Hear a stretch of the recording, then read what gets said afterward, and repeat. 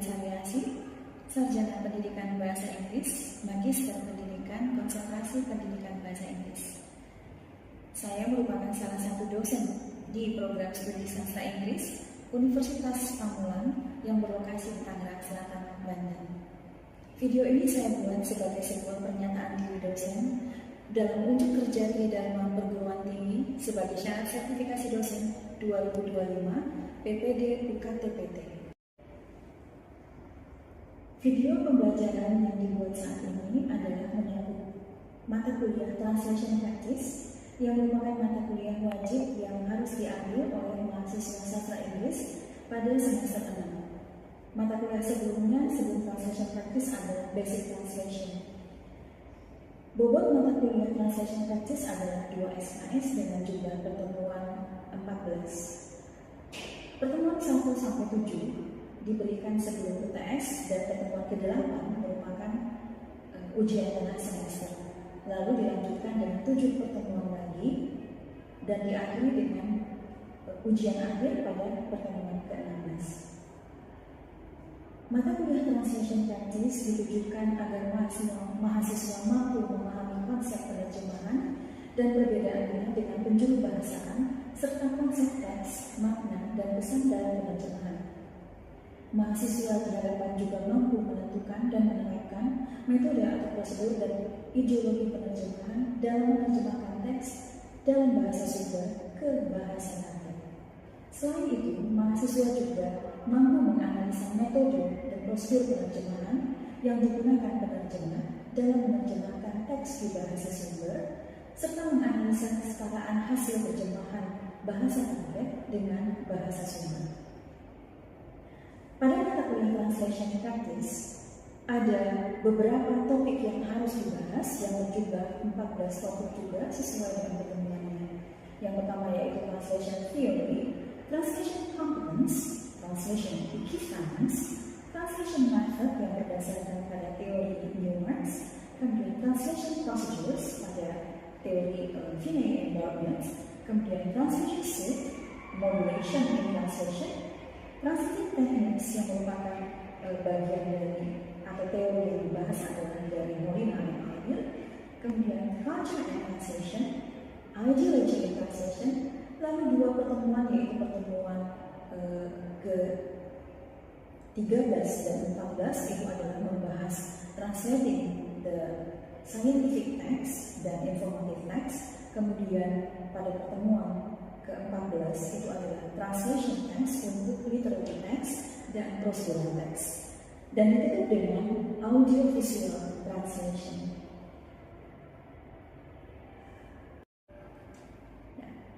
Metode pengajaran pada mata kuliah Translation Practice didasarkan kepada task-based atau istilahnya lebih fokus kepada practice-oriented translation daripada theoretical-oriented translation.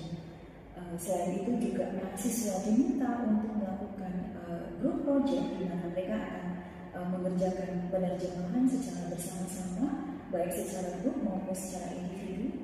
Kemudian mereka juga mendiskusikan hasil terjemahan mereka antar kelompok dan antar pasangan yang kemudian dipandu oleh dosen pengampu mata kuliah. Pada mata kuliah Translation Practice ini memang menekankan kepada practice-oriented translation, di mana kegiatan utamanya adalah berupa proyek penerjemahan, dan kemudian ditutup dengan mengerjakan sebuah proyek besar di mana mereka harus menerjemahkan teks dari bahasa Inggris ke bahasa Indonesia dan bahasa Indonesia ke bahasa Inggris. Pada penilaian hasil kerja mahasiswa sudah dinyatakan dalam kontrak perkuliahan pada awal semester di pertemuan pertama, di mana disampaikan bahwa penilaian pada Translation Practice mencakup aspek kehadiran 10%, tugas 25%, kemudian UTS atau ujian tengah semester 30%, dan ujian akhir sekitar 35%. Okay, good morning ladies and gentlemen. Class, how are you? Good morning. Okay, everything's good? Good. Okay, great. Do you remember what our topics last week? Yes. Okay, well, if you forget that, I would like to remind you it's about translation competence. Okay. Translation method will be discussed again. Okay, but translation competence is what we discussed last week. Okay, so there is a translation, and then translation difference, and then translation competence, and then today we will discuss about translation method. So what is translation method? What is it? Yeah? A way for us to translate that from the source language to target language. That's it. Okay. Very good. Thank you, Lisa. So that's what we call as a method in translation. We call that method. Method is another word for method is way, techniques, procedures. So that's what we call as method. But method has different definition for different field of studies. Okay? But in translation, when we call that translation method, it is how we translate the text. Now, there are two opinions about translation method. Newmark's opinions and also Mona's opinions. Mona Baker's. Okay? So I said that Baker's opinion. So for Newmark's, method is how to translate something bigger than the sentence. For example, we translate the text and then we put that method. So method related to something bigger.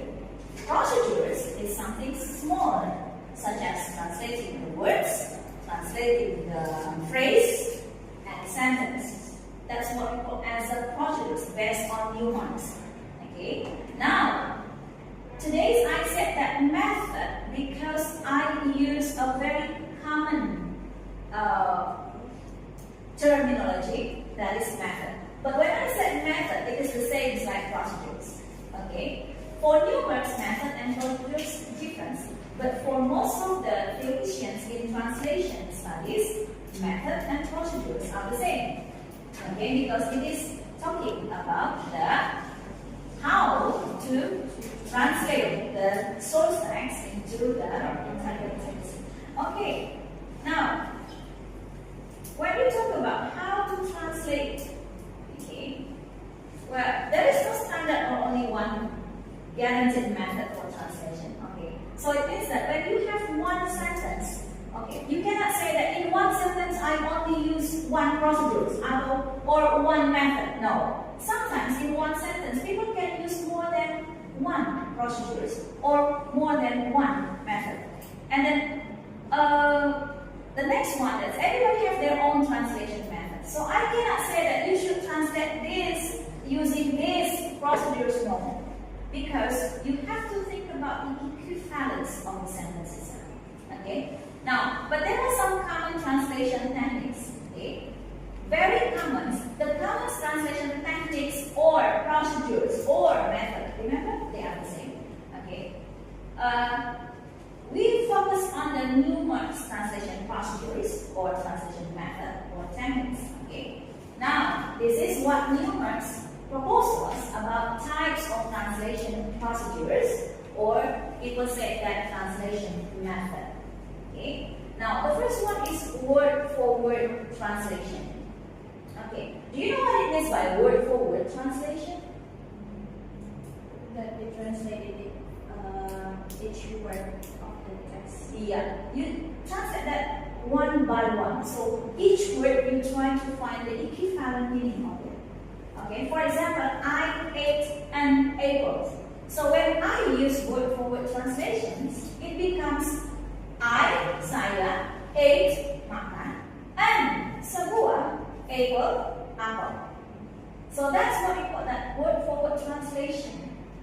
So word-for-word translation doesn't care about the structures of the target language.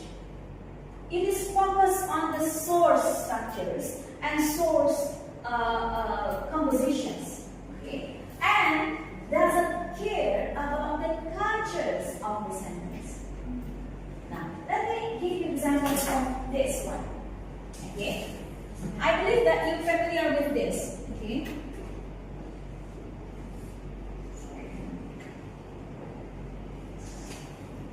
Do you have a marker? Something.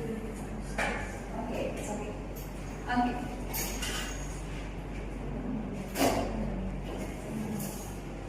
Okay. It was not clear. Let me say that it is raining cats and dogs. Okay. Do you know that? Yeah. It is raining cats and dogs. Now, when we use word-for-word translation, okay, there is no culture there. We just use the structure of the source text. So when you translate into the target text, you use the structures of the source text. So the translation will become, okay, it is ada, sedang, okay, atau sedang ada hujan, kucing-kucing, anjing-anjing. Okay, that's why word-for-word translation is not final process of the translation. Okay, so it means that when you translate, you can use that for pre-translation only. But it is not the final product of the translation. Okay, because the weakness of word-for-word translation, it doesn't care about the cultures of the target text. So it is understandable when you use word-for-word translation, you will translate or we will translate that sedang hujan, kucing-kucing, anjing-anjing.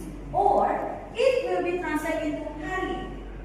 Hari sedang hujan because raining means sedang in Indonesia. Hujan, kucing-kucing dan anjing-anjing. Now, that will be a problem, right? So it means that the cats and dogs comes from the sky.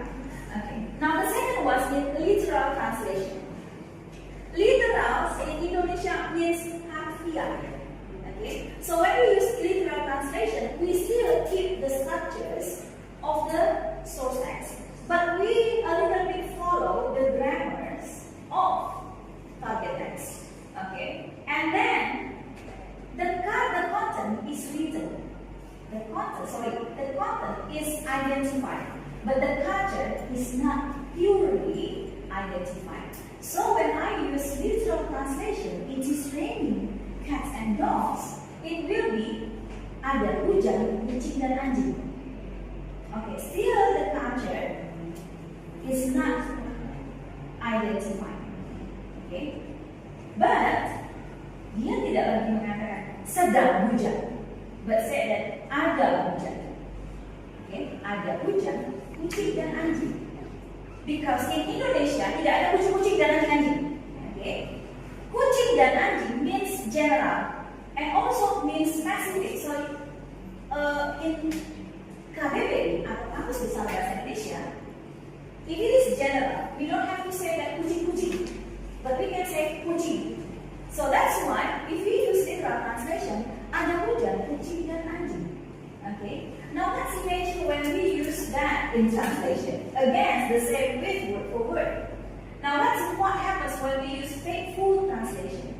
Faithful translations, okay, it's use the structures and grammars of the target text slightly, not 100%, but slightly follow the grammars and structures of the target text. But it is following the structures of the source text fully. Okay?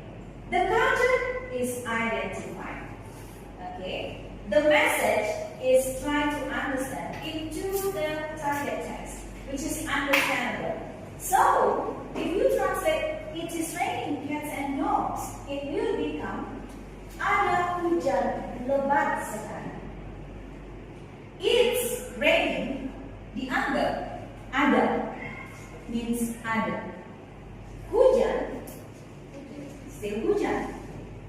Okay? Because in Indonesia, even though it is sedang hujan, but we don't have to say that sedang hujan. No, we just say that sedang hujan. No, it is hujan. Okay? Now, ada is trying to read that ada. So that's why I said that it is following the structures of the source text, but try to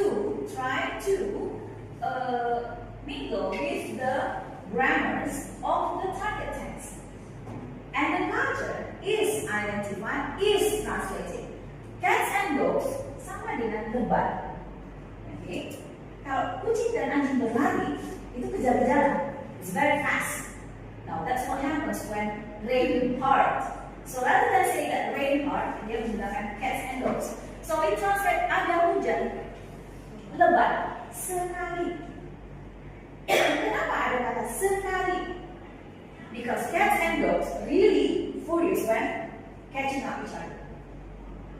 The next is semantic translation. Semantics is translating the source text, okay, by following the structures and grammars of the target text, and the target is translated.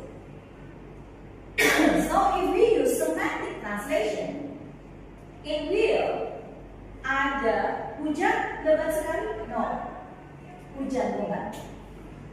Okay, because the message from this sentence just want to say that hujan lebat. So when you translate this sentence into hujan lebat, means you use semantic. Okay, you got that? Now, what about adjective translation? Adjective translation when it is related to literary words. For example, translating the poetry, novels, songs, okay, and what's that? Short stories. Okay. So adjectives literally following the text or related to the text that you translate. So mainly it is for literary works. Okay. For examples, you translate the poetry of Khairul Anwar. Okay, there is a poetry of Khairul Anwar translated into English, but it is adjective. It is not purely translated whether word for word, literal, faithful, or semantic. No, it is adjective. When it is adjective, means that you only take the theme only. Okay. For example, do you know that there is a synecron? Is it synecron of films that try to adapt the drama Korea? Is it that about business proposal? Okay. Now, the name of the characters is different, right? Yeah. Okay. What is the same? The theme. Okay. The plot slightly different. Okay. How the characters explore the the whole story is different. We call that adjective. It is not purely translated into semantic or faithful. Just adjective. Now, adjective is only taken a small part, such as a theme, okay, or the genre, or focusing on the readers, okay. So that's why it adapt, because when you translate the poetry, it is difficult, okay, because certain idiomatic which is not idiom for the target text, okay. You get that? Yes, ma'am. Okay, thank you. So before I go on to it, is there any question for you? No? No? Okay. Now let's go to free translation. Now, please. Sorry. I would like to know about the specific difference between the faithful translation and semantic translation, because I find it just a little bit different. How can we differ that? Okay. For faithful translation, it is following the structures of the source text and make sure every single word is translated. But then, it also follows the grammars of the target text. Okay. So, strukturnya, it means that subject, verb, object. Indonesian and English, they will be the same, right? Okay. But the grammar is different. Okay. For example, there is a shift there. Ketika kita katakan sedang hujan, okay, it is raining is a grammar, tenses, right? But in Indonesia, sedang is raining is translated into the word sedang. itu disebut dengan shift, translation shift. Yeah. It means that it is from the word it is raining cats and dogs. Okay, use for example literal translation. But when it is that it is raining, okay, it is raining, kita terjemahkan kata sedang. Ya, now ada shift di situ. So when someone asks me, what is the procedures that you use to translate it is raining cats and dogs? Literal translation. But for it is raining, because ada kata sedang, I use that translation shift. You get that? Okay. Nanti kita akan bahas translation shift pada pertemuan berikutnya. Okay? Any other question? No? Now let's see that free translation. Now, people says that free translation is tend to be short. Yeah. Okay, it is not completely wrong, and it is not also completely correct. What it means by free translation, you only take the general or very specific ideas of the text and then you translate them in order the readers understand it. Okay? Now, let me give the examples of free translation.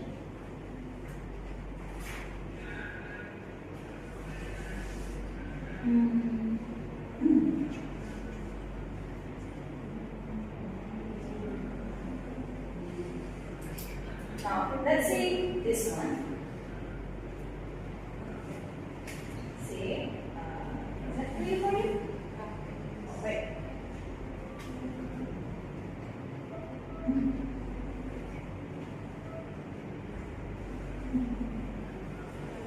Now, this. Teks sumbernya atau TSU or source language-nya perhatian. Okay? Metode setia or faithful translation, attention tetap attention, karena dia setia. Faithful translation, penerjemahan setia. Metode semantis or semantic translation, attention please. Because what? Karena kalau dia instruksi atau announcement, untuk bahasa announcement dalam bahasa Inggris ada attention please. Okay, ada attention please.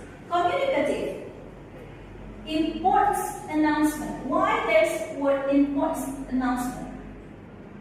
The idea of communicative is you want to communicate the people and they can understand correctly, directly, and without any difficulties. And because it is following the structures and grammars of the target text. Nah, metode bebas. Information. Because walaupun you mau mengatakan perhatian, that's attention is full of information, right? So that's what the free translation says. It is about the information. So it is okay when I said information without saying attention. Okay? The difference between semantics or semantic translation and faithful translation is that semantic is clear, short, and direct. Faithful is following the structures of the target text or its source text. Kan itu perhatian. Ya sudah, attention. Okay.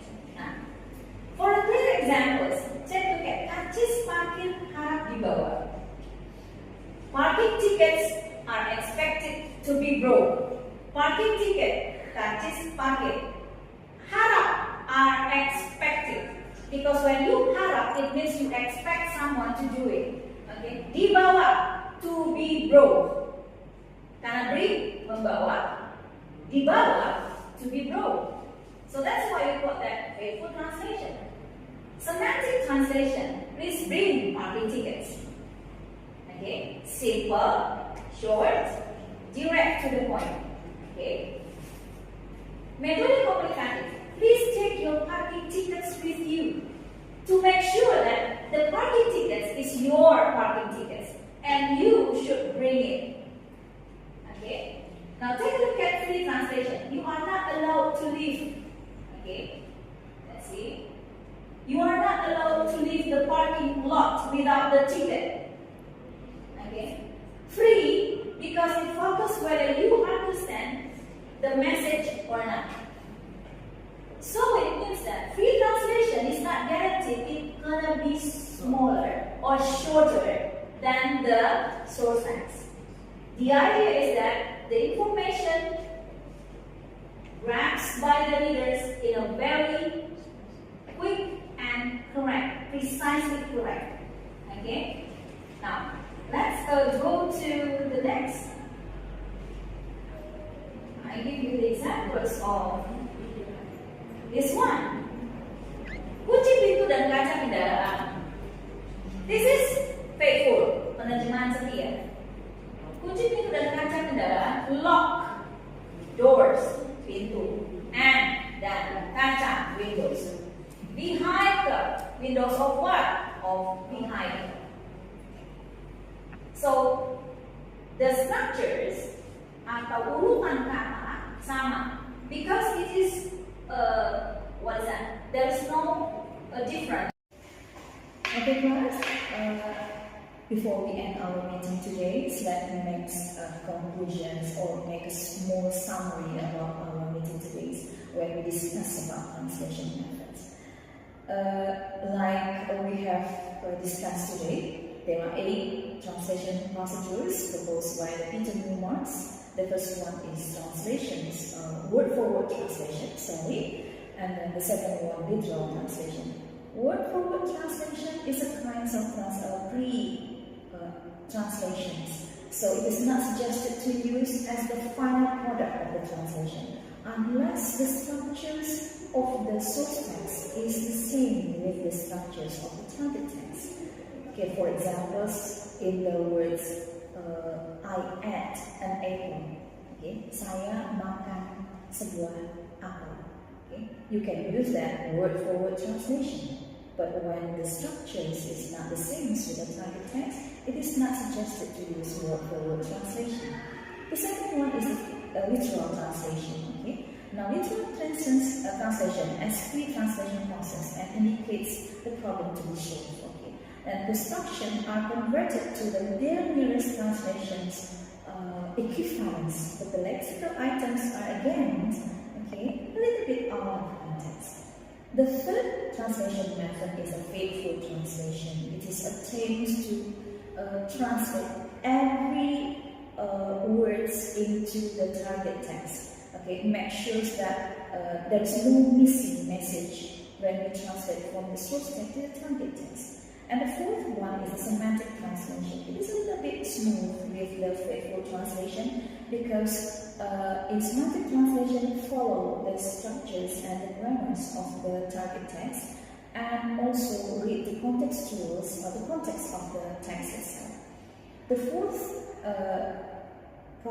method of translation is communicative translations, and it attempts to render the exact contextual meaning of the originals and of course pay attention to the cultures of the language in the target text. The sixth translation method is idiomatic translation. It reproduces the message on the original but tends to distort nuances of meaning by preferring colloquialisms and the idioms. The second is the free translation. It reproduces the matters without the manner or the contents without the forms of the original. So it is more focused on whether the reader understands the text or not. So we can say that for free translation, we focus on readers' understanding. And the last one is the vacation translation. This is the freest forms of the translation, and usually for translated the literary works such as poetry or drawings. Okay, so I hope that you can practice the translations, and we will meet next week to discuss about translations procedures. Thank you.